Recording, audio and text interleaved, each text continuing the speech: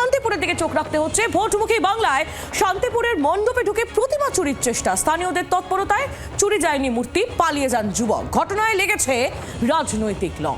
অভিযুক্ত যুবক বিজেপি কর্মী বলে দাবি একাংশের। মূর্তি ভেঙে অশান্তি তৈরির পরিকল্পনা ছিল কি? সরস্বতী পুজোতেও লেগে গেল রাজনীতির রং।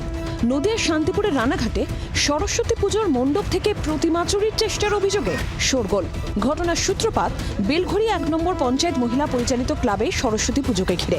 অভিযোগ, শুক্রবার রাত 12টা নাগাদ সুবীর বিশ্বাস নামে এলাকারই এক যুবক মণ্ডপে ঢুকে সরস্বতী প্রতিমা নিয়ে পালানোর চেষ্টা করেন। বিষয়টি আশেপাশের বাসিন্দাদের নজরে আসায় প্রতিমাটি ফেলে রেখে পালিয়ে যায় অভিযুক্ত। ঘটনায় লেগেছে রাজনীতির রং। স্থানীয়দের একাংশের দাবি সুবীর বিজেপি কর্মী। রাত 12টার সময় এখানটা একটা ছেলে আরএসএস কি করে, বিজেপি করে, তা সে ঠাকুর এখান থেকে নিয়ে, মূল উদ্দেশ্য ছিল ঠাকুরটা ভেঙে ফেলা, ভেঙে ফেলার উদ্দেশ্য ছিল।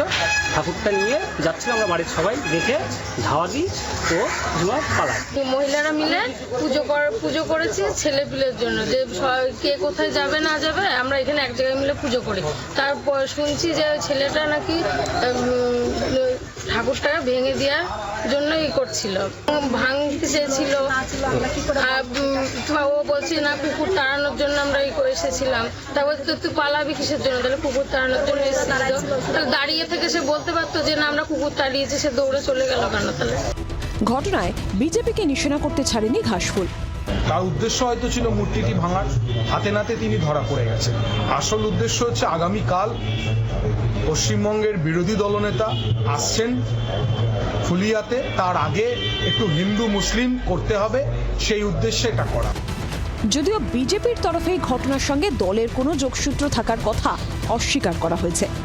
যে কোনো ঘটনাকে কেন্দ্র করে রাজনীতির রং লাগিয়ে দেওয়া হচ্ছে এবং এটার মধ্যে কোনো তৃণমূলের চক্রান্ত আছে কিনা এবং সেই চক্রান্তের শিকার কোনো সাধারণ মানুষ হচ্ছে কিনা আমরা এই বিষয়টা খোঁজ নিয়ে দেখব। তবে যদি এরকম ঘটনা সত্যি কোনো ঘটে থাকে বা কেউ ঘটিয়ে থাকেনও, তাহলে সেটাকে আমরা নিন্দা করছি। এর আগে কাকদ্বীপে মূর্তি ভাঙার ঘটনায় শাসক বিরোধী তরজা চরমে উঠেছিল।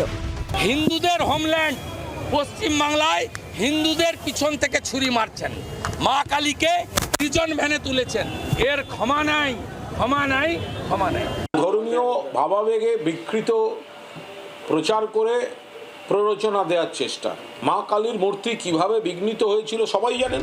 প্রশ্ন উঠছে, পুজোকে ঘিরে বিতর্ক কি ট্রেন্ড হয়ে গিয়েছে? 26-এর আগে কি ধর্মই প্রধান হাতিয়ার হয়ে উঠছে?